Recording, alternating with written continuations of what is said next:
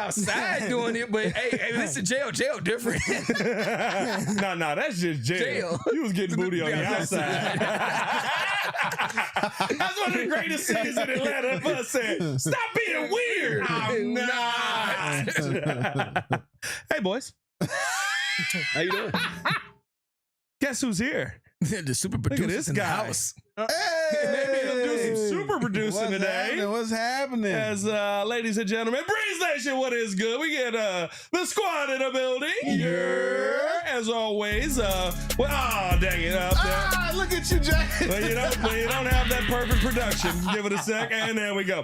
As always, Mr. Drew Better. If you knew better, you do better. Say who better? Nobody, bro. As always, the man formerly known as Ringo J. Stefan the Don, and as you know, whenever he can get around, get away from a bathroom, the man known as the super producer Joel Holt. Joel, welcome back to the show, buddy. Guys, it's been a long time. What's going on? It's been a long time. I miss you guys. Joel got that hat for the song we were singing before this. That whatever it is, do it till you're satisfied. Go on and do it, yeah. That's a lot to get into on today's episode. As listen, Field Yates was talking today, and it seems like he revealed the price tag that is out there if a Dexter Lawrence trade were to happen. And we got to talk about if this now makes it more worth it for the Chicago Bears to go after a big name like that. Now, they would have to make money work. We know the conversation around it, but the price tag being a lot lower, I think, does open up that possibility, because realistically, we've seen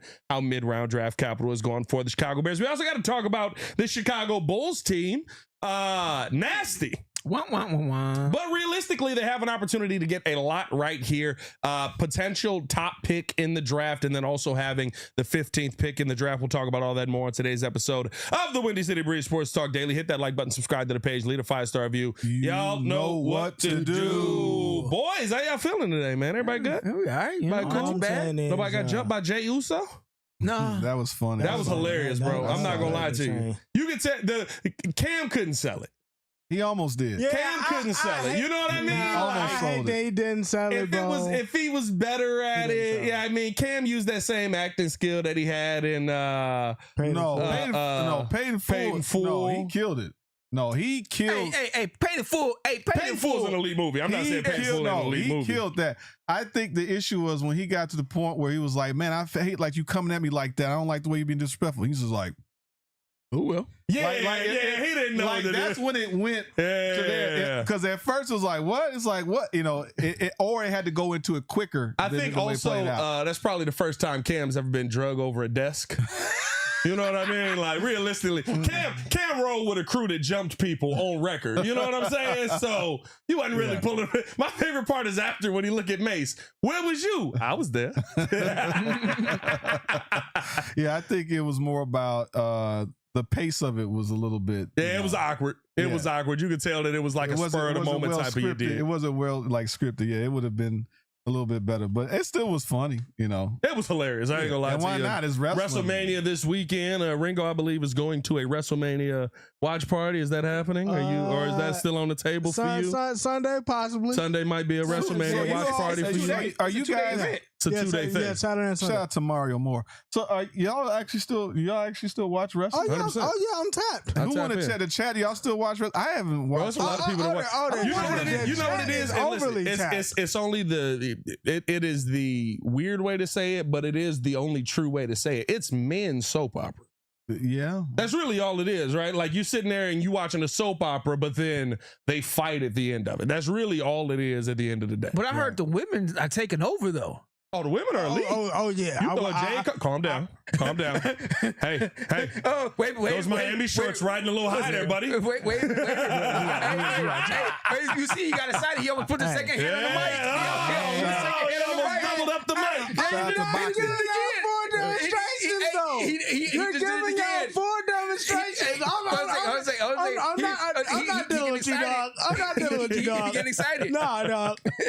Nah, man. Like, the chat rocks with. I would say a good amount of the chat that we've talked to rocks with WrestleMania and stuff like that. But nah, man. Listen, it's what is it? The second biggest event behind the Super Bowl? Yeah, it might be. Well, I don't know. Last year might have been on par. Last year was crazy. Last year was massive numbers, so we'll see what ends up happening. Pterodactyl Pops with the comment of the chat right now. Big shout out to the chat. But say, is that Ozempic JC in that chair? Whoa. No, this is JC in the chair. Bruh, it's dangerous. It is truly dangerous when JC is Drew in is that a chair. certified torta hunter. We all know it. Hey, I like some thick, bro. Big bustin' that cannot lie. Ain't nothing wrong with it. Shout out to Baby Blue. There's absolutely nothing wrong with that. Hey man, let's get it cracking, man. Let's talk a little bit. That was crazy. Came out the blue to torta. Let's talk a little bit of Bears football here as Field Yates went on ESPN New York today, and you know, he revealed what it seems like the price is going to be for Dexter Lawrence, where they're at right now. Because it seems like the Chicago Bears the New York Giants are in this situation where Dexter Lawrence is pretty much saying that he's not, you got to meet my price or I'm not playing. And New York is like, all right, well, I guess we'll see where life takes us. And they have opened up the trade conversation. Let's listen into what ESPN New York had to say about this on Barton Carlin today. We just get your take on this whole Dexter situation, because that's what we've been talking about. Giants have hit an impasse. Hold on. With him, if they trade him, what is his actual value? Can y'all hear it? I know there's. Hold on.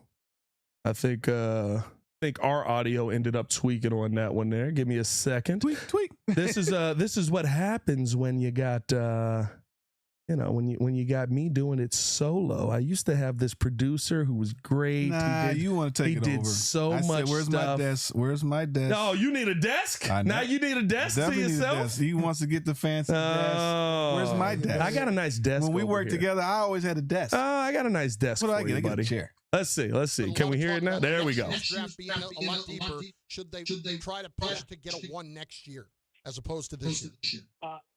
Yeah, I'd be stunned if they get a 1 next year, though, for Dexter Lawrence. Okay. I'd be extremely surprised. You're paying the cost twice here, right? He doesn't want to come to your team for the 2 years he has remaining on his contract as they're currently constructed, right?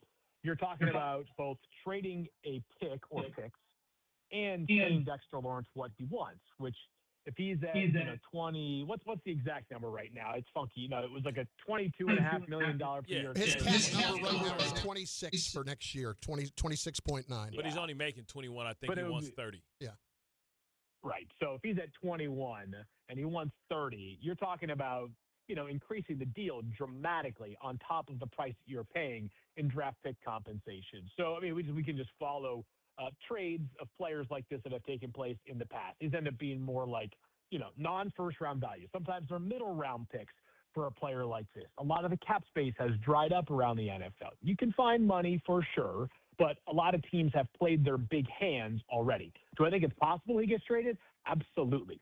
Do I think it's going to be for a 1? I do not. It's dicey, though, for the Giants, is that this one comes down to things pretty clearly here on Dexter Lawrence, is that if they want Dexter Lawrence to be a Giant going forward, you make a deal that's in the right neighborhood for him. And this is my opinion, may not be the opinion of Dexter Lawrence and his people, is that it's somewhere in between 21 and 30. It's more like $25, $26 million for this player. I thought Dexter Lawrence, I think we all know this, wasn't the same level of player last year as he was in the years prior to that. So the question is that an outlier year, or is that a sign of a player who's going to be 29 later on this year, which for NFL defensive tackles isn't ancient, but, there's a chance the physical prime of the guy's career was between the ages of 24 and 27. So for the Giants, you have 7 more days to figure out whether there's any chance of getting a reasonable extension in your eyes, because if you can't get a reasonable deal done, then you're going to have 2 options: trade him or do something to kind of make peace for 1 year. Guarantee a little bit extra money, include some incentives.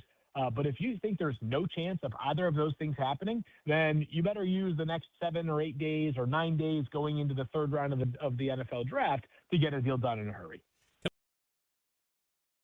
So, as you can hear there, hopefully that came through well for you guys after we got rid of that echo. But as you can hear there, Field Yates essentially saying mid-tier draft capital to the New York Giants for Dexter Lawrence if a deal is going to get done. Mid-tier draft capital, I think usually when we hear that, we're thinking 3rd, 4th round pick, right? Like we're not talking a 2nd round pick in this situation. You have 7 days pretty much to get an extension done here. Otherwise, you're living in this world where the Giants may have to go into the season with one of their main pieces not on the team, and you're still trying to get this deal done. Now, realistically speaking, we've all seen this, right? We've seen this game. Myles Garrett wrote a goodbye letter to the Browns fans because of where he was at in his negotiation process. So the more than likely scenario here is that a deal ends up getting done and he stays a New York Giant for the foreseeable future with a lot of the things that are on the table here. But when you hear 3rd round pick, when you hear possibly 4th round pick, or maybe a couple of mid-tier draft capital, does that change your perspective on wanting to bring a name in like Dexter Lawrence? Because now it's not going to cost you as much. You're getting back a player who is probably, even with a down season, is better than what you're getting in the 3rd or 4th round right now. 29 years old. But, Joe, you said it while we were listening there, he wants to be paid $30 million moving forward. That is, you might have to make a couple other moves. I mean, you're right now, you don't really have that much cap space as it is. You're moving cap to make it work. Yeah, you have zero space right now. You have no cap space right now. You got to trade somebody. Or a restructure or an extension of Cole Kmet and stuff like that. A lot of restructure to get the 30 million is a lot. And so now to give up a 3rd round pick, okay, that means I got a starter in my defensive line. That means that I don't necessarily that changes my whole draft. Because now I'm set to take a 1st round. You don't need to go interior. Well, you can go edge in the first round. First of all, at 25, whoever we end up getting is like the 2nd best, maybe the 3rd best option in the draft if it's a defensive end. Yeah. If it's a lineman, it's probably the Well, I mean, if you talk about defensive end, realistically, you talk about probably the 5th best. That's what I'm saying. Like, if there's a hope, okay, that you can get, was it Akeem Mesidor? Mesidor would be a win now type of piece if he's there for you. Is. I like him. I was kind of doing a little bit of some research. Mesidor, yeah. Him, the other guy that kind of like stood out to me in terms of the draft would be what's his name? There's a defensive end from Western Michigan. That's who I'm missing on my dang defensive list. End from Western Michigan. Yeah, he had about 14 sacks. And looking at his tape, Nadam Tucker. He's ranked about 155. He's 155. Oh, you talking later. Yeah. But that means I was like that in the first round. I know who's that good at Western Michigan for the 1st round? But my point is that you can go get him in the later round, and he's ranked at about 155th in terms of ranking. So that's more like a 4th round pick kind of guy. But that means now you might see. My thing is this: a curveball here. Here we go. I like Mike Washington from Arkansas. You know, I want to see an upgrade. What is a defense's best friend? A running game. The running game. If you're able to convert. What you do? You've been gone for so long, so you want to come back and piss me off? No, not in the first round. No. I didn't say in the first round. Oh, what are we talking? No. Mike Washington. He's a second, third. He's a 2nd rounder. But I'm saying in the first round, you came back ready to piss me off. Do you go Joe Long? Do you go for the safety in the first round? That's my man's angle. No, you go for a safety in the first round. Maybe you upgrade the running game in the 2nd because you got 2 2nd rounders. You then gave up. Now you gave up the 3rd round pick to get Lawrence. Yeah. So now it changed that because now it's like 2 2nd-rounders. Your first round was going to. You were thinking defensive end when the 1st round pick, right?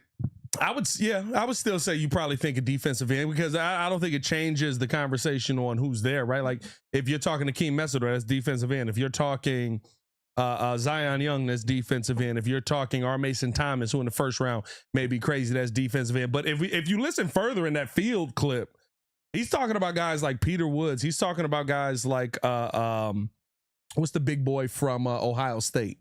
Caden, not Proctor. That's the offensive lineman. Caden McDonald, yeah. He's saying he believes all of those guys are 2nd round picks. Yeah. So I think you have to build that. Baki. I think you have to build that value too, right? Like you have to evaluate the pick you would trade away for Dexter Lawrence, Right.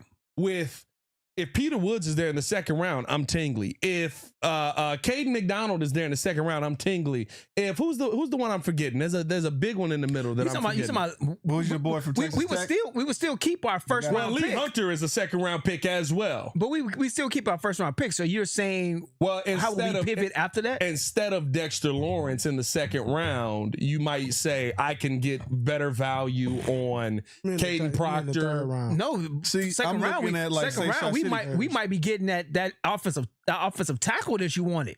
Remember when we did the last mock, it was an offensive tackle that you wanted in the second round. And that's the point. Yeah. If you trade the third rounder to get a proven starter, now you can kind of change your whole draft strategy in the first, and then you got the 2 second rounders. My point is, I don't really want projects like the guys that we're looking at, in terms of like McDonald and all them. I don't know if they impact starters coming in day one. You could potentially they're get not an impact in the pass rush, right? Caden McDonald is an impact in your run game. That's what I'm saying. You're gonna have to pick which one you want to fix. More than likely, you're not gonna fix both this offseason. So for me, it's I'm in, maybe, as they say, halfway with my foot in. I'm dingling my foot in there because I don't like the $30 million. I don't want to pay him $30 million. The $30 million is the hardest part about this. The $30 million, right? If he was talking, because he's making 22, his cap hit is 26. Yeah. So if he wanted to up like a $3 or $4 million, then I could see it. But you want basically $8 million. So that means if you giving you $8 million, that means your cap hit is like 30 something then. Or you. Can we get rid of Dio? No, you can't get rid of Dio this year. No, Dio is motivated, Joe. He's motivated. A motivated Dio. I don't know if you heard. No, you can't do that. I tried. You can trade, but I doubt if they take him. That's what I'm saying. Trade, put him in the trade. They're not gonna trade him. No team is looking at Dio's contract and is like, you know what we need? Something bad. Something worse. Right, something worse. Ringo, what's your thoughts on it? Let me finish my. Oh, go ahead. My fault. I thought you were done. Listen, Drew, we can't figure it out with you at times, bro. Last week when Kid, you just stopped in the middle. I did. And Kid was like, "Oh, is it my turn now?" And this week you're still going. Go ahead. Right. Finish your I'm point. just saying that for $30 million, I can't justify that because it would take too much restructuring for me. That I love his pressure rate. Prior to last year, he had a down year. The draft, the draft capital is not bad at all. I would take that, but for me, 0.5 last year. 30 million, I just can't do it. Ringo? Yeah, no. I'm gonna pass it off. Yeah, not with two hands. I want to start this off by saying like, not two hands. Dexter Lawrence is cool. I think it'll be a nice piece. Going from 21 to 30 is kind of crazy to me. Nuts. Absolutely insane. It's insane. Yeah, I'm not crazy. That's the part we were talking about. What you do? No, he already two of the guys on that list that you showed he's on prior 2 years already. No, being Simmons and Jones. Yeah. As much as I love Dex, I don't think he's even close to better than those guys. I mean, he's definitely up there though. However, if the Bears could I'm with Drew. If you're talking about maybe we can meet at 24, possibly 25, then I can kind of see it. But if you're talking about going from 21 to 30, I just can't see that because there's so much potential talent that Yates talked about in that interview where it's like, okay, now we're getting to the Essadors, we're getting to the Peter Woods, we're getting to those guys that we talked about. And then even if we do think that those guys are projects, I've said this multiple times since the offseason started, how good do you feel about your coaching staff? Well, how about this though? Technically, we could do it. It's not like it's going to be a full $30 million a year. It's probably going to be some type of prorated or, bonus conversion. So technically your base is 20 something and then he gets the makeup on it. So it's still a team friendly deal. That could still work. He's going to be, if the man comes back and he's a 9-sack kind of guy, 8 sacks from the defensive line. Interior. Yeah. That's freaking good. And as long as, like I said, you could say, I mean, NFL contracts are not real contracts.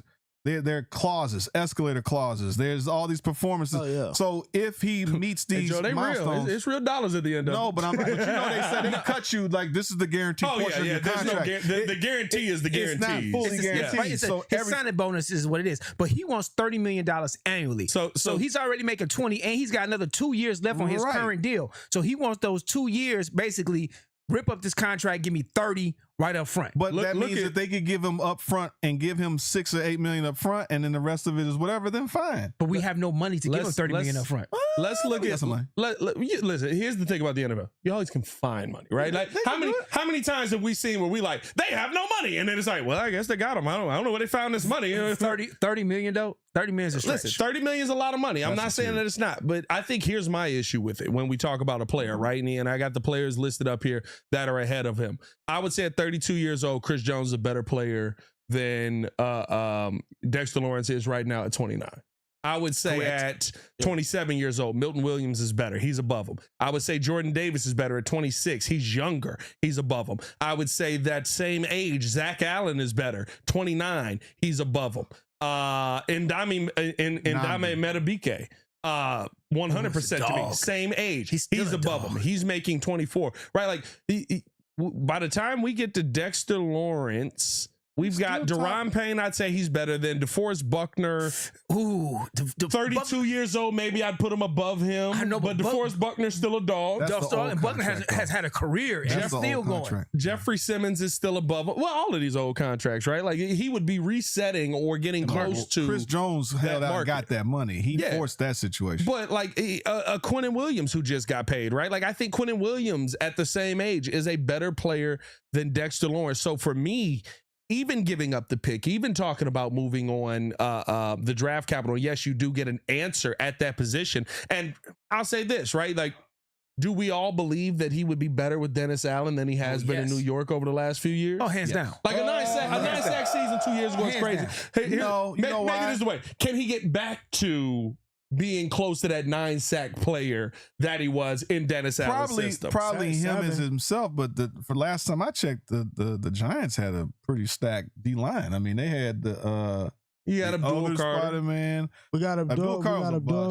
But they had Abdul Brian. Carter was a bust. They had Brian Dayball. They had Brian Dayball. Hold on. Okay. This is why I love it. This is why I love it because I know Joe drafted Abdul Carter in some league. I did. And so he didn't watch a single Giants game. I did watch the game. He wasn't effective when we played him. Let me tell you this. He wasn't effective when we played him. He did exactly what your favorite player did. No, he didn't. He had 4 sacks just like Jared Verse did his rookie year. No, Jared Verse had 4 sacks his rookie year. We looked it up on maybe 4.5. We looked it up on Monday. Maybe 4.5. Jared Verse had 4 sacks his rookie year. 4 sacks his rookie year. Well, Joe had him on a fantasy team. Hey, Joe just like all the months to be putting parlays in and losing. They be like, this player's the worst player ever.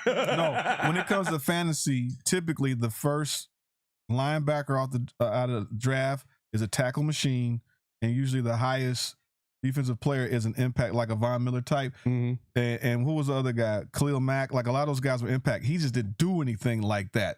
He was more of a pressure guy than he was a sack guy. He might catch on, but that's why I drafted him, because it's like, all right, based on that D-line team. So yeah, I was definitely. Ringo, you feel good about Abdul Carter being on your team for the next 5 years? I do. Hey,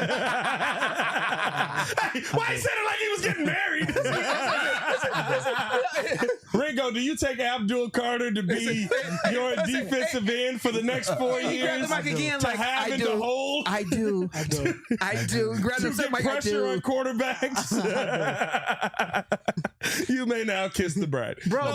But are we really ready to make him the second highest tackle? No, I'm out. No, I'm out. Listen, the conversation because is not. That's it. Because Chris Jones made 31.5 or 31.7. He will be number 2 at 30 million. Yeah, this is what I don't want people to believe, right? Just because something is titled a certain way and I'm telling you what happened does not mean that is my feeling on it. I would be completely out on trading for Dexter Lawrence at this point. Now, talent-wise, do we think he's going to bounce back? Sure. Skill-wise, do we think that he is a talented player that you can find, sure. But when I hear Field Yates go on to say in that interview with Barton Carlin that he believes Peter Woods is a second rounder, he believes that Caden McDonald is a second rounder. We know that Lee Hunter is going to be there in the second rounder. Can I not find Dexter Lawrence in the second round? We got 2 picks. You got 2 opportunities to do it. The issue is like we need to really, they got to hit now. Because this is the thing too, right? Like looking at our potential, projected squad, for example, we got to see Shamar Turner do something. We still have Shamar Turner.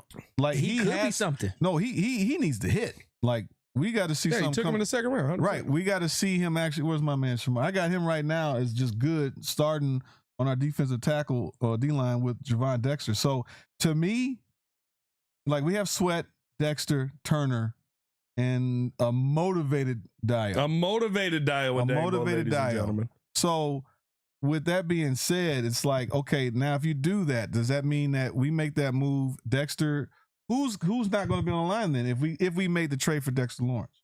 Because we really need some. Well, your interior is also always going to be rotational, right? It was rotational last year to the point where when Dio was healthy, Dio was rotating more on the inside than he was on the outside. When you've got Javon, you've got Garrett Bradbury, you've got Shamar Turner, your interior line is going to be rotational no matter what. So I look at that and I say, you're adding him to a rotation of guys, but now you have a guy that is the guy in there. You don't have a guy as talented as Dexter Lawrence on your team right now. You don't. But we don't know if Shamar does become that. What if he does? You might because the chat says Shamar did show a flash before he got hurt. Shamar was cool before he got hurt. He showed that he had something. But he's not Dexter. Him and Dexter Lawrence aren't the same position. They will play next to each other. Yeah. Correct. Now, this is the thing, Dexter Lawrence is your big boy that's like eating up a lot of the. There's gonna be a pause. Oh, but give me the meaty moment. It's gonna be a pause, but you gotta say it that way. He's gonna eat up a lot of the holes. He's gonna be massive in the run game, right? He's going to take away a lot of what you want to see Javon Dexter do, what you wanted to see Grady Jarrett do, or Andrew Billings more so do last season. To me, that's more where he fits in than Shamar Turner is the guy that you need to have getting a lot of the sack numbers there. Yeah. I mean, we still gotta.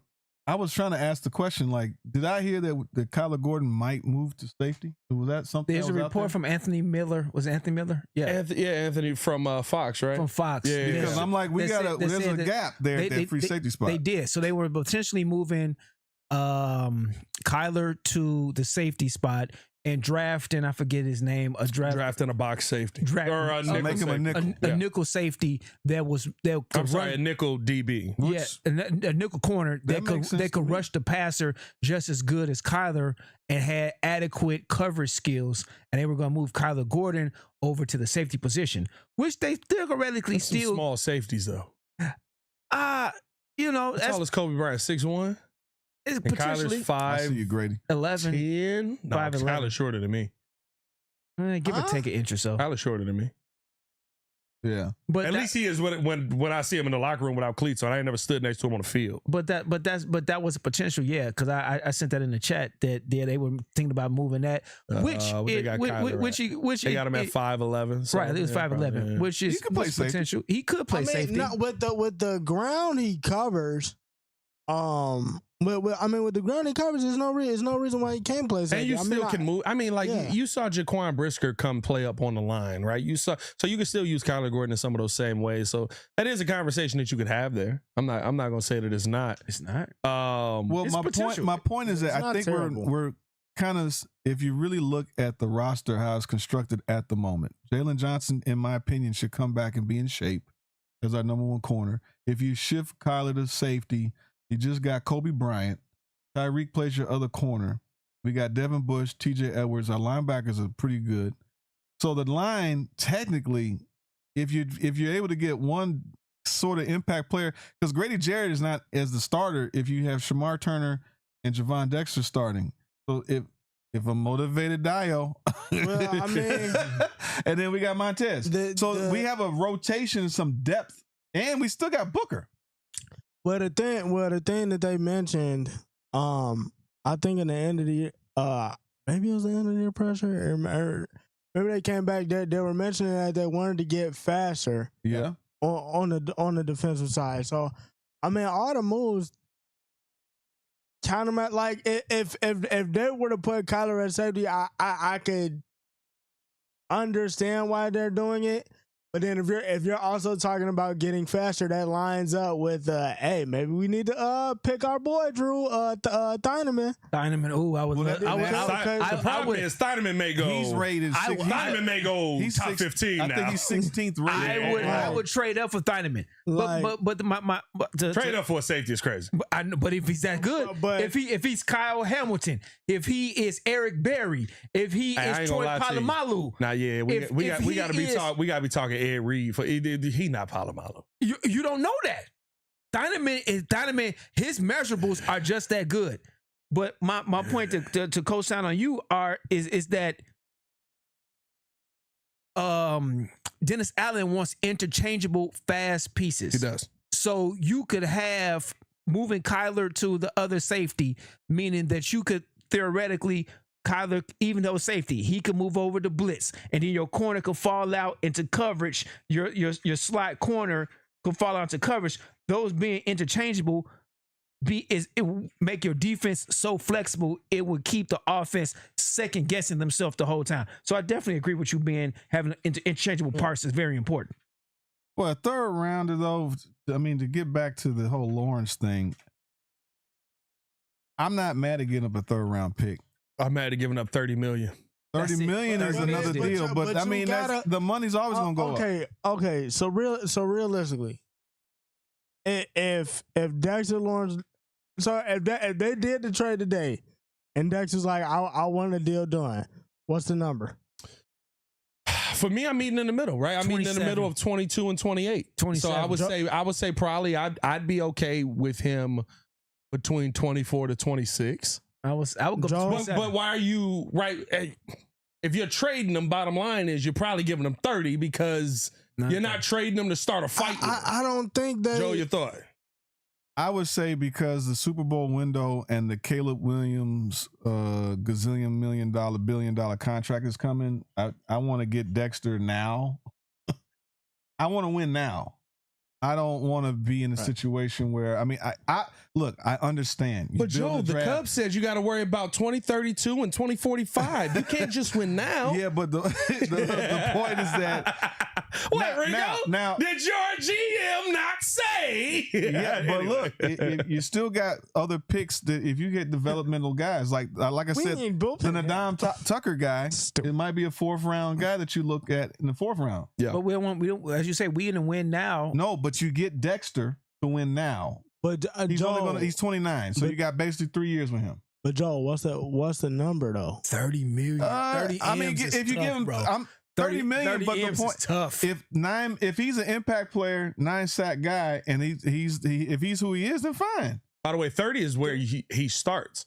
I'm just saying, obviously. I'm not saying to you. I'm just saying, like 30 M's is like the beginning of the contract. Yeah, you're probably talking 30, and then you're talking 34, and then you're talking 38. I am not mad as long I'm fine paying a player their worth if they actually give me the results. No, bro. No. The issue is that why would he? Obviously, nobody wants to look. Dio, I didn't know where Dio came from. I didn't like, huh? If we're talking about what we'd rather pay for, I'd rather have Dexter Lawrence. Got my boy who I freaking wanted the whole time, Trey Hendrickson, where I'm getting my 17 sacks, give him the money. But at the same time, but if I could draft, I don't think he's gonna be that. But the whole point is that if you can draft, hope he fails and get the play. Yeah, you hope he fails. No, I hope he fails because I don't like the Ravens now. I feel bad too. I got but it's a hate watch for Lamar all year. I know you're a Steelers fan. Yeah, I'm a Steelers fan. That's different, man. Yeah. It's a hate watch for Lamar all year. I feel bad about it because I love Lamar. For a third round pick, my point is this: third round pick, yes. It's not about the pick. It's about the salary, bro. Yeah, well, obviously, I think Poles is a smart guy. He can figure out to make it work. If it works, and this guy can be an impact player, and it helped. What was our problem last year? Pass rush sucked. And we weren't that great on the rush. We need rush. We had a guy that actually could get a pass rush and actually stop the run. If we draft Kate McDonald, he can't pass rush, but he can stop the run. We got all these developmental guys. Peter Woods, he can pass rush and stop the run. Well, if we get Peter Woods, then cool. I think the thing that we missing that we haven't brought in this conversation at all is the fact that he's asking for 30, but I'm in my brain, I'm also looking at it like the Giants were in no position to win. Yeah. So if he comes over and Pat says, "Hey, I'll meet you at 26, but we got Caleb Williams, Luther Burden, Colston Loveland, and we finna draft a couple of dogs next to you on the defensive side of the ball." Now I could be talked down. Boys, so can I throw a name in there though? That listen, right? But based on all the reports we've seen, he a freaky frog. But he's been out of the NFL for a little while. I'm saying not that volleyball player. No, not the volleyball player. Hey, by the way, hey. he was hooping though. He was. Hey, that was a while. If you on Twitter and you seen that volleyball player or on Instagram, buddy was hooping. But I mean, if we talking about a defensive tackle that we know as talent, I believe is still pretty young. But Ringo, we watched him win a natty, and he bust a split after winning the natty. Oh, yeah, that was insane. We noted, there are some question marks on his decorum in the locker room with attempting to kiss teammates on the top of the head. Christian Wilkins. Oh, he that dude. That's that dude on that still post. out there. He is, and he is a year older and probably a heck of a lot cheaper. And dare I say, I don't know if I could say on par talent. I would say so. But he was on the top. He got a lot of sacks from that interior position. In fact, his last season in Miami, you're talking about him pretty much coming into the league how Christian Wilkins did, right? 9 sacks that last season in Miami. He had 2 in 2024 before getting cut by the Vegas Raiders after they gave him all that money. No, he's got more tackles because he's a tackling machine. But the only thing, that gives me pause with that. That's a tough thing to say on this conversation. Yeah. Normally, pause is the perfect word, but pause. Yeah, because if I'm not mistaken, you still had Bradley Chubb, and I think Jalen Phillips was still there at that time, but before he got shipped out. So it just he had a better collection of weapons. Yeah. So that's the only thing that I'm like I'm not really sure. He could potentially replicate what he did in Miami. Well, we don't know what's the deal. Some guys are dealing with an injury, and I would say, are we living in a world that we were living in last season where, what was old boy that we brought in, CJGJ? He's a cancer. He was good for us. When you're out of the league for a year, maybe you learn to keep your lips to yourself. Yeah, maybe it's a maturity thing for him to learn. Listen, there's no other way to say it. He was trying to kiss his teammates, and they didn't like that, and they got him out the locker room. That was the conversation. That's the reports that have been heavily reported. Hey, if that's what you into, that's what you into. As long as you playing on the field, I don't care what you do in your personal life. No, he's brought it into the locker room. He's being a disruptor. You brought it into the locker room, but I also think he's like, to him, he being playful, he being goofy in that way. It's maturity. Yeah, but you're 30 years old. You got to mature up. Not everybody matures. I know some people people that's over 50 that is still immature as ever. You shouldn't hang with them. We don't. I remember I was in a training class eons ago. This guy was like 40-some years old. And he was literally just making fart noises and farting in class like, I was like, I'm trying to get my project management. No, I was getting my Microsoft certified MCSE certification, and I'm like, this clown. Yeah, but Joe, immature. I mean, you old. You're also talking about mugs that, let's be real. Back in the day, IT dudes didn't leave the basement. Yeah, I mean, no. This was like a lot of hold on to your butt. He was a goof. I'm telling you, we had guys flying in from out of town to take this class. He was a goofball, and it's like, how old are you? I'm 20-something. Yeah. Some guys don't mature is the point. You can't just assume just because you're 30, they got it figured out. No, and maybe he had to learn the hard way.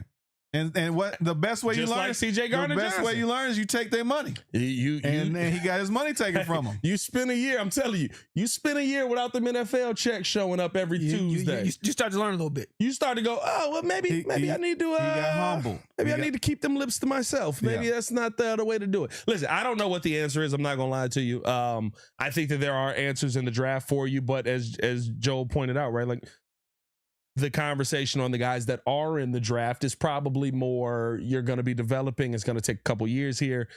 On the flip side of that, right, maybe they view Caleb Williams as a guy where we got a couple of years where we can win now, but also we're going to have guys that come up through this, right? Like I would say if you I'm fine if we sacrifice one pick to get an impact player. You still obviously have to draft developmental guys.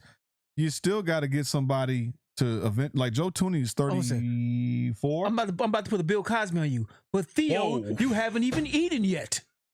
Well, because you spending $30 million. You know the Cosby Show. But Theo, you haven't. Theo, you want the draft pick is fine, but you haven't eaten yet. Yeah, but we know how Ryan Poles is living. I'll live on cereal and bologna. My point is that you got to do a blend of developing talent, but you're trying to win now is the whole issue. So we still got Shamar Turner to see what he does. You still got Austin Booker to see if he actually has a breakout year. You still got if Dexter is plateaued. That was crazy. I'm not gonna lie to you, Drew. I didn't know.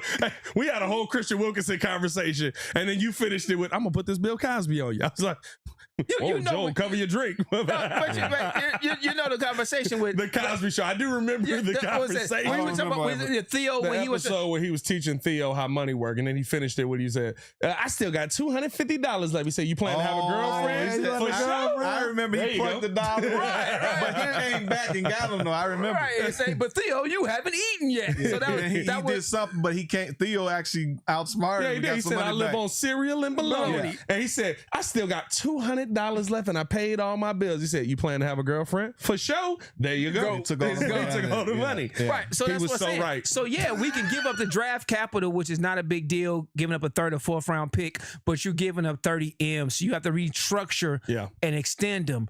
Is it worth that, or can we find comparable talent in the draft with Peter Woods or with our mock drafts that we had? We had a couple mock drafts where we, and some nice. I don't think Dexter Lawrence is leaving. I think they're going to re-sign like Pat said earlier. Yeah, listen. The bottom line is we just had a 40-minute conversation. More than likely, he's still a Giant. He's going to stay there. Months. We gotta definitely draft. We still got to draft well. The point is that I think if we actually look at our team, we actually have some decent pieces. We restructured the linebacking group. And then now you can actually focus on the D line and the offensive line, and I'd like to see our safety kind of get upgraded.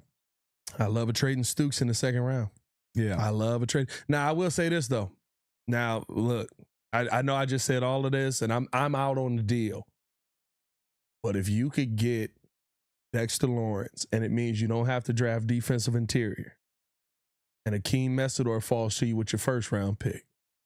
Now you can take Trayton Stooks in the second round, and you can take Jacob Rodriguez. But money-wise, why would you need them? What you mean? You got Bush and Edwards. Jacob Rodriguez is the future. What you mean? The future. Realistically speaking,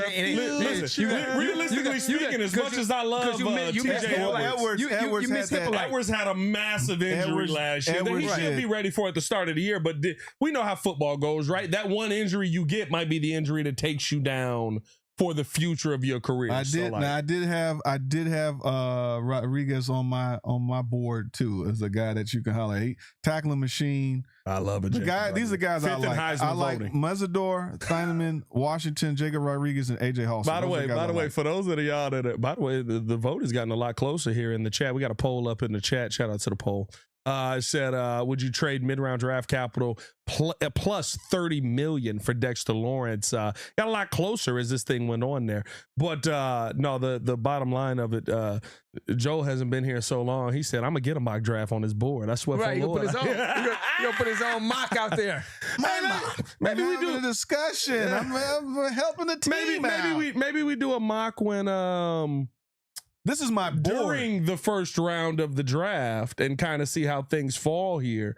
I wonder if we can force input what we want there. And then when we get to our pick, I wonder if we can do that because we got a long time to wait, boys. No, it's not. They shorted the. They did shorten it from, what is it? It went from 5 minutes to, no, what was it? It was 8 minutes. No, I thought it was. What was the first round? What's between the? I thought it was 5. They went to 5 to 3. 5 to 3. They went 5 to 3. Yeah, it wasn't 8 minutes. It's definitely 5 minutes. Wait, it's 30 minutes now? I think it was 3 minutes. They did change it. Let me see. Time between pick. No, it's from 10 to 8. I knew I wasn't tripping. The first round is all day. No. Between, I thought you were talking about why you on the clock. You're on the clock for 10 minutes in the first round. They shortened it to 8. So it was 8. That's how the first round ended up being so long. My bad. Okay. Yeah, I stand corrected. Yeah, nice, Mark. Nice, Mark. Yeah, we'll see what we end up doing in the first round. We got a long day to enjoy that. Next Thursday, we'll be live. Joe, will you be here? You got a toilet? I will be here. I will be here. You will be here. All right. We'll have a nice mock draft or a nice draft party next week. It's going to be a lot of fun. Maybe we'll have like a segment of like, how a DIY segment. We just throw all the images up before. How to build a bathroom. No, we do it. We got to do it before the draft, Joel. Before we go live, or as soon as we go live, and we say in memoriam of all the bathrooms that kept Joel away, and we put the music behind it. It's like when they do it for all the actors that pass every year. Yes. It's all the bathrooms that kept Joel away. You can go to my Instagram. All my jobs that we've been doing. The garage. Well, drop that Instagram there, Joel. What's the Instagram? True Blue of Matson, by the way. Oh, True Blue of Matson on Instagram. You know what it is? You got to do that. The scene where Mr. Incredible finally goes down to the dig. Oh, and all the superheroes is just gone. All they dead? All the superheroes deceased. Kronos up there like this. All the deceased toilets. Right. All the toilets we got done this year. I was putting in some work, man. I that was my thing, man. I'd love to be here. I'm like, I got to get this crap done. So the poll is completely flipped here, by the way. Would you trade mid-round draft capital plus $30 million for Dexter Lawrence? No was leading by 70%. It is completely flipped here. It is now 55% yes, 45% no. Still draft. Hey, for everybody that voted yes, go kill yourself. No, but Jesus Christ, don't say that. Look up Nadam Tucker from Western Michigan. That's a sack machine, and it got him. He's like a 4th round guy. Bro, $30 million. Bro, you know how many people we have to restructure to get $30 million? That's not our problem. They'll do it. Let them work it out. We don't want to be a 1 year wonder. We don't want that. I guarantee we get Dexter. This man will be jumping through the freaking roof. We get that man. Him. No, Ringo also would be jumping through the roof because he'd be like, "He will definitely my team. Man, a 3rd round pick. This guy right here would be happy if we get him. Trust me. No, not for $30 million. No, because it hampers us in the long run. So I bet you it's going to be a contract that is team friendly. 30 is crazy. I don't think it'll be for 30. Y'all are not crazy, bro. Hey guys, you know what you guys are forgetting? The Bears are winning now. Or mind you, Grady Jarrett is like what 18 million. That's who you gotta move on from. But you can't get out of his contract next year. Can you cut him? But Grady and Dio, you can't be cutting to 2027. Yeah, next year, $22 million dead cap. Here's the thing: as you go into this season, if you made that deal work this season, next year you get to move off a lot of money. Right, next year. But this year you can't be in cap. You can't be cap strapped. Now, because you got to, let's say we are on the cusp of making playoffs and somebody get hurt. You need a couple dollars in safety to bring in a free agent or something at the end of the year. So you can't be $30 million in a hole. You got a super chat toward the end. Obviously, I don't want us to be in a hole. We're going to have to make it work to bring in a talent. If the guy has got the caliber, if he's a high caliber talent, that's going to give us 9, if not multiple 8 to 9 sacks from the interior, impact player to improve our rushing game and pass game. I trust and Poles a trust. If he can make it happen, cool. You need your GM hat because I need to find $30 million. GM hat, I need $30 million. I also said it's probably not going to happen. The Giants are probably not going to let that guy go because they're probably believing in him, and he's just trying to basically, play chicken.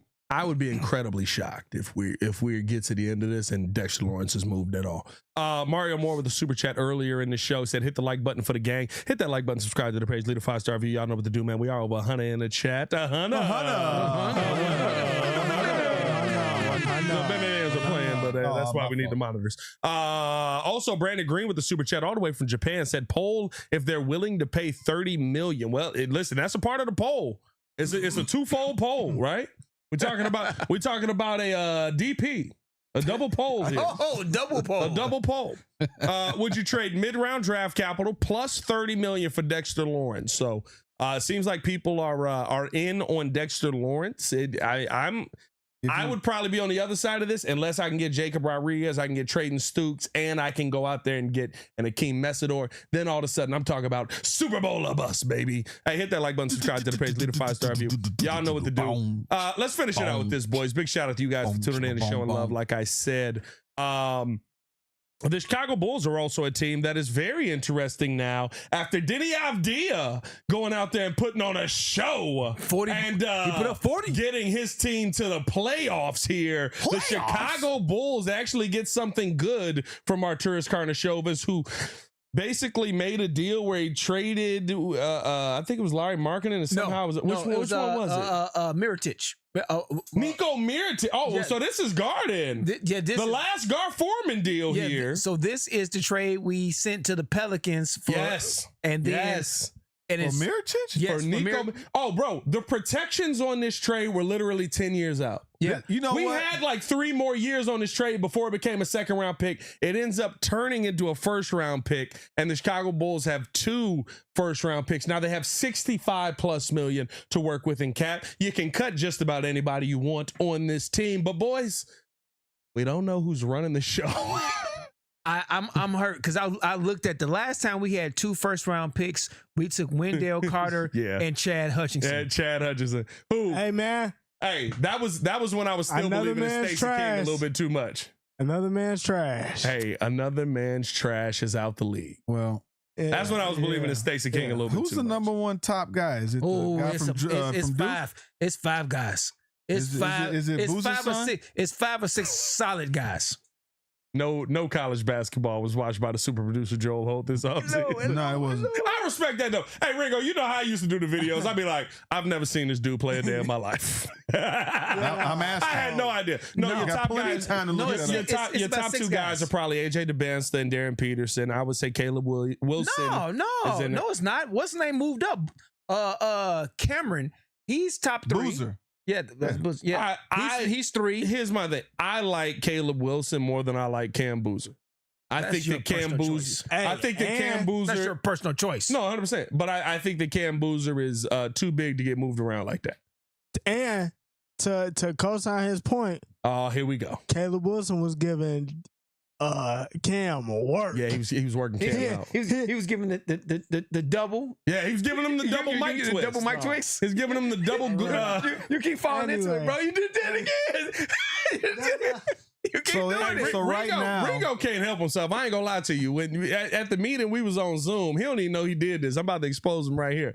At the meeting we was on Zoom, right? This man. His dad gave a comment at the meeting, so the camera goes to him. He's sitting next to his dad. As soon as the camera turned on, I'm like, why are you licking your lips and rubbing your hands? This is not a Birdman video.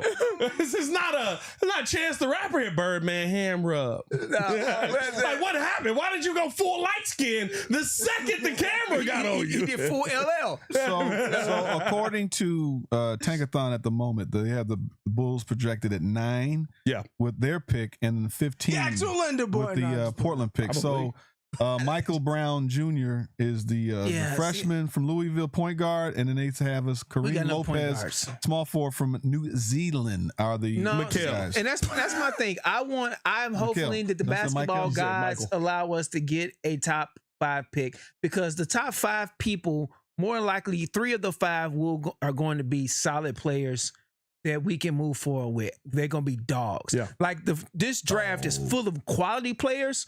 But I want one of those top 5 dogs that could change the Bulls. Dang, I believed you so much. Like, I don't do a Bulls show. Baki said the pick comes from a 2021 3-team trade that sent Larry Markkinen to the Cleveland Cavaliers. I knew I wasn't tripping.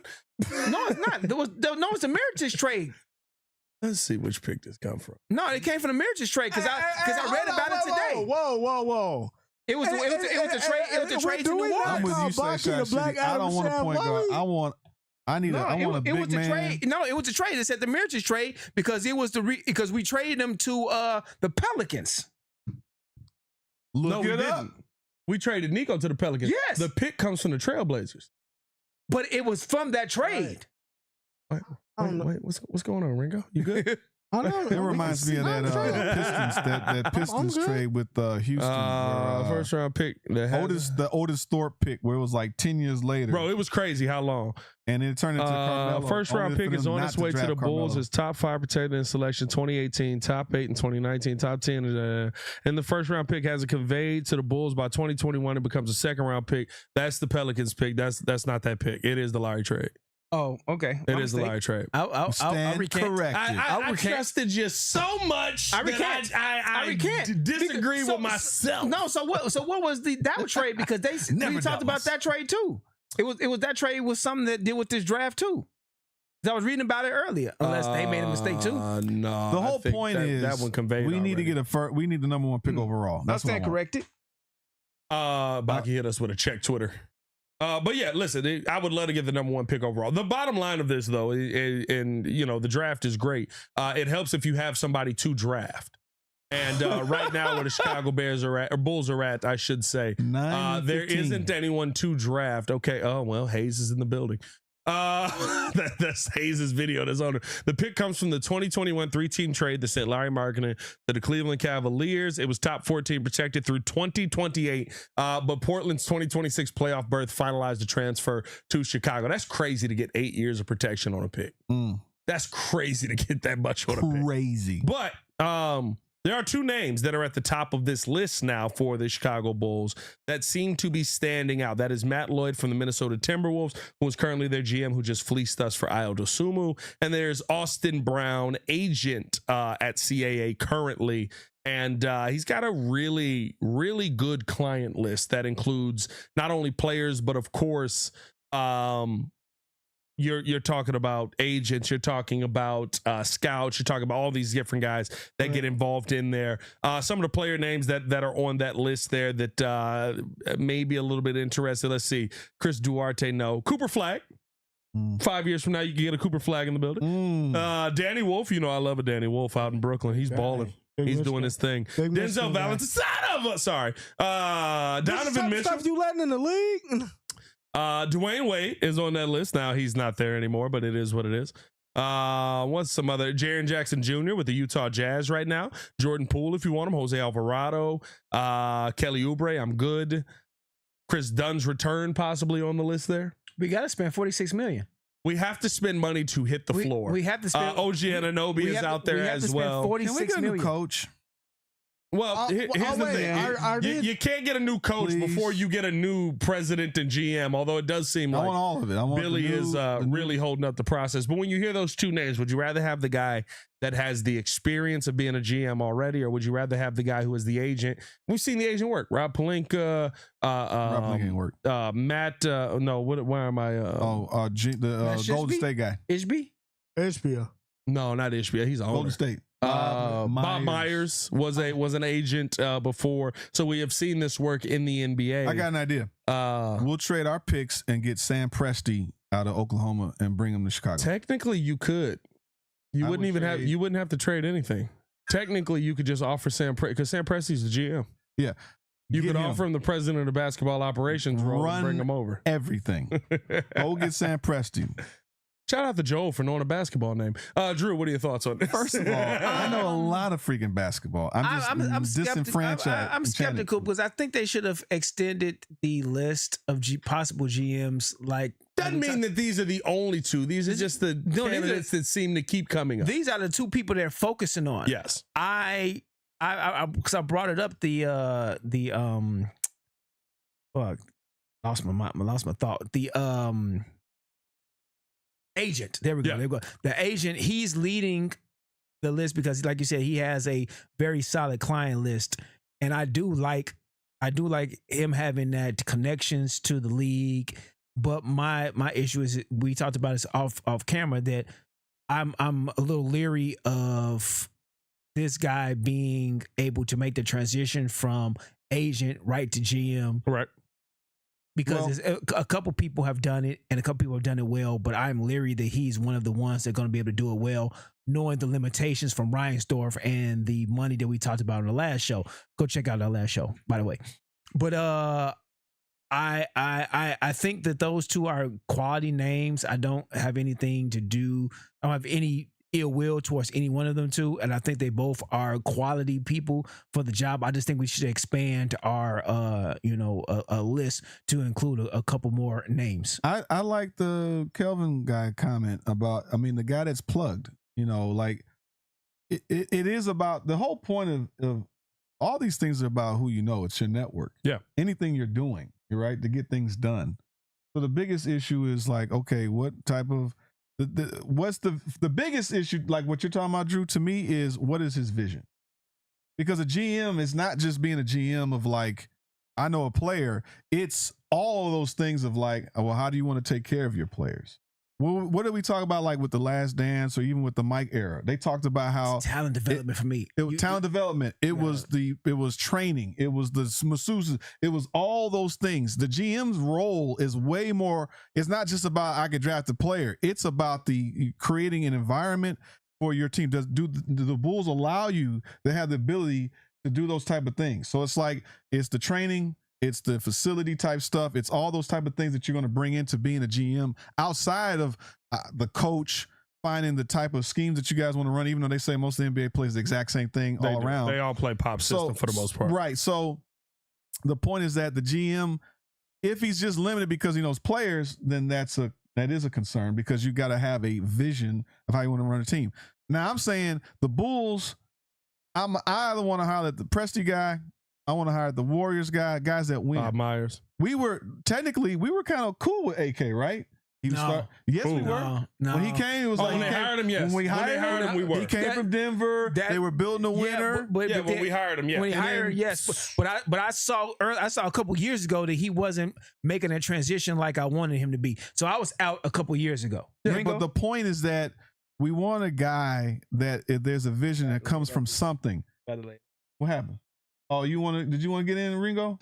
It's 1, 2, 1, 2, 3, back to 1. It's supposed to be 1, 2, 3, not 1, 2, back to 1. Sorry, buddy. How long has you said his name was Matt Lloyd? How long has he been on the job for? Matt Lloyd has been the GM of the Minnesota Timberwolves since 2024. So he is a part of the going out and getting Terrence Shannon Jr. He is a part of the Julius Randle trade, which I thought that was a nasty trade, but here's the thing. It worked out though. I don't know if it did. I wouldn't say that. Julius Randle's not better than Karl Anthony Towns. But for them it was because with Karl Anthony Towns they didn't get to the conference finals. Yes, they did. They went to the Western Conference Finals. They went to once. He been twice. No, he has not. He has not been to the Western Conference Finals with Julius Randle. No, I said the conference finals. He went to the Western Conference Finals with Julius Randle. He was one game away. I'm sorry, with Karl Anthony Towns. He was one game away from going to the finals. But I thought he went twice with Randle. No. Julius Randle's only been there since 2024. Yeah. This is the second playoffs. The Julius Randle's been with Minnesota. Remember, Minnesota got some. They made that trade, and then I'm convinced. The first year was with.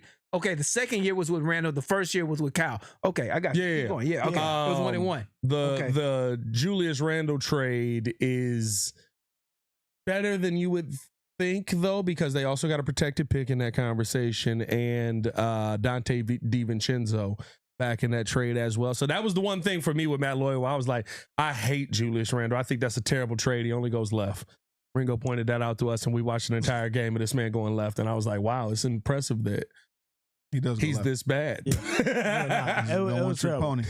I would want to go with him because I feel like IO. One IO, and I feel like he's trying to build something around Ant that's sustainable. I saw you put up a list with the agents that went.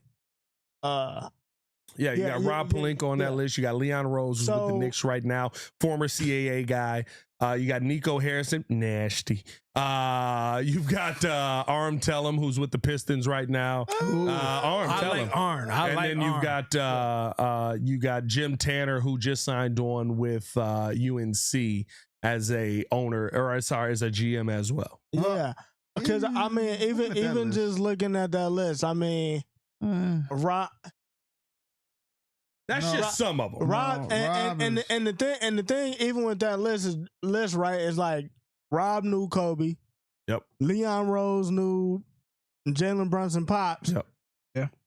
But like, are the Knicks going anywhere? Like to Drew's point, like even if he's connected, okay, it's not about what you know, it's about what you can prove. Nah, Hey, you're right, bro. You're right. No, but seriously, it's literally about who you know. So unless you're making them armchair deals under the table, am I literally gonna sit here and wait 4 or 5 years for and just became available. It's the CAA pipeline now, right? It is the people you know. It's the teammates you have. It's the people that you've worked with. I can pick up the phone and I can say, hey, don't you want to do a deal with me because you my boy? Listen, if I need a toilet put in, I can call Joel right away and say, Joel, I need a toilet. We're going to haggle on the price. We're going to figure something out. A toilet's going to show up. You know we do more than toilets. But I don't know if you do. Bringing it back. I don't know if you do. But Joe, you've done a lot of toilets since we've been doing this show. Bringing up toilets. Yeah, but then That's your bread and butter. But then my whole point is,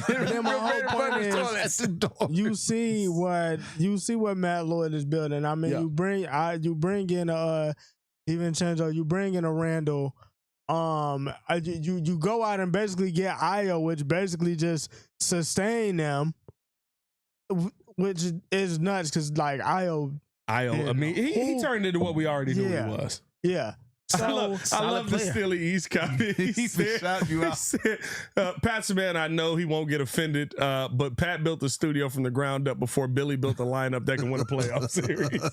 He said, less than a month, Pat? No, I do think this is a conversation that has to be had on this, right? Like, realistically speaking, and we kind of have confirmed this over the last couple of months here, if AK had gone with Billy's options, we would have a much better basketball team than what has been on the court, right? He would have went Derek Queen over Noah Essengay. He would have went Walker Kessler over Dalen Terry. There's so many pieces here that I think you look around and you say, if you listen to your coach, very similar to Thibs, right? Like, is that Jimmy Butler team extended a little bit further if you draft Draymond Green? Probably.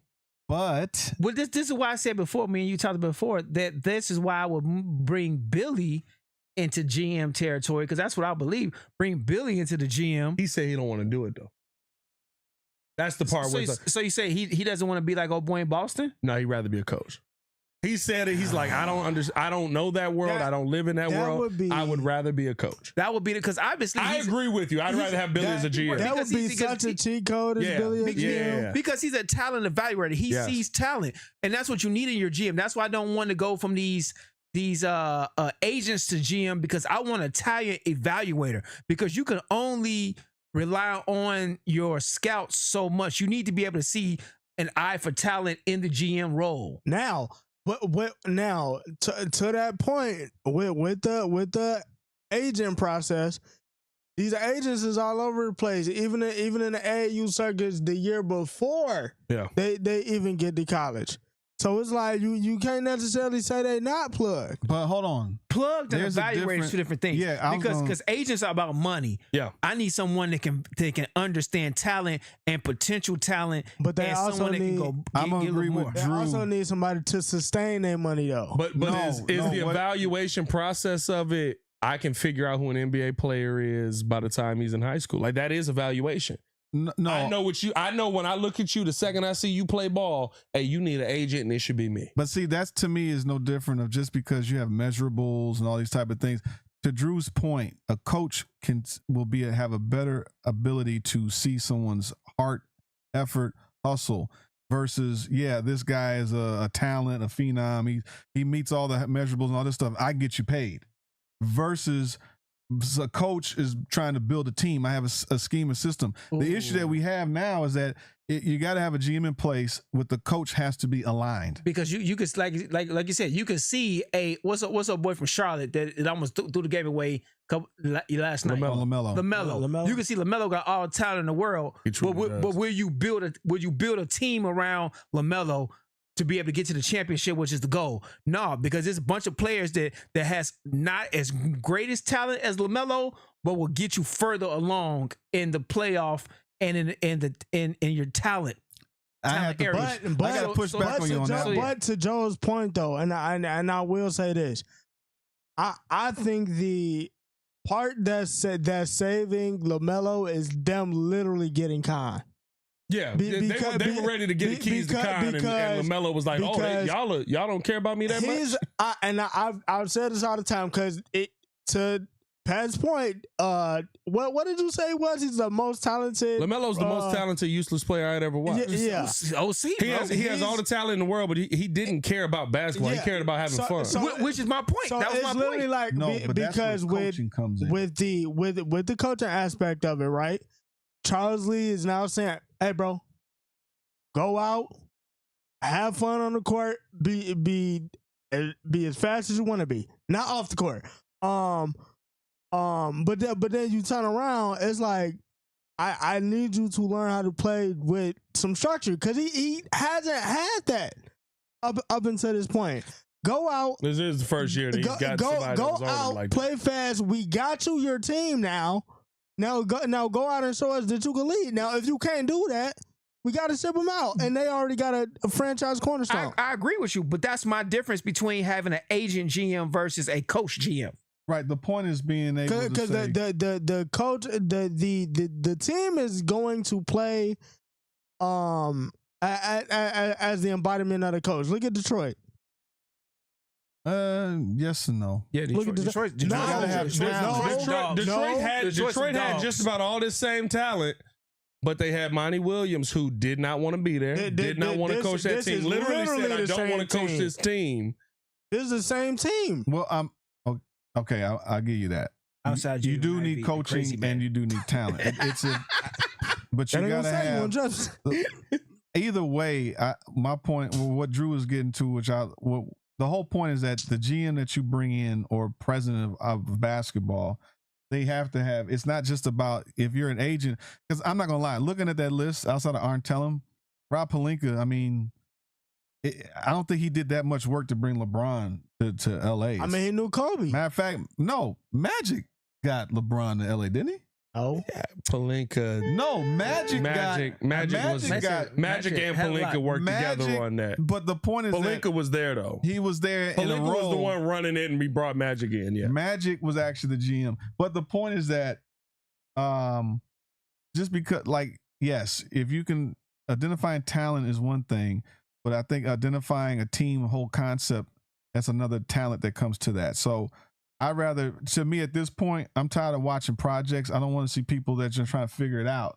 And I'd rather get a proven guy in here. And then from the top down, we can actually build a squad. Now, will the Bulls do it? Don't know. I don't know if Michael Reinsdorf will actually do something and allow, How is Jerry? Is Jerry? How old is Jerry now? 86, 89. Oh, so Jerry 89. So it might be.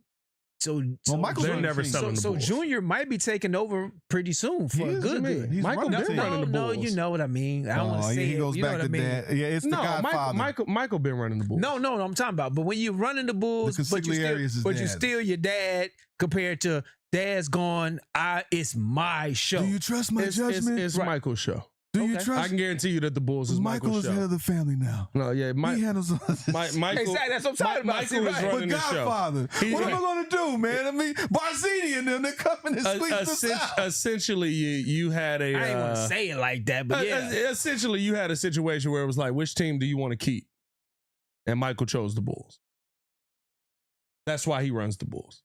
And Jerry still owns the White Sox, but Matt Ishbia is making, I wouldn't say he's making a lot of decisions, but they're moving a little different. They got a lot more money available. So I should say Michael's an idiot. You listen to him talk. He's not an intelligent man. Nepotism. I mean, listen, the guys get to own teams that I would say 95% of fan bases feel like their owner is not smart. Is Jerry Reinsdorf one of the luckiest owners of all time? No, he's a smart businessman. No, he's lucky. Why is he lucky?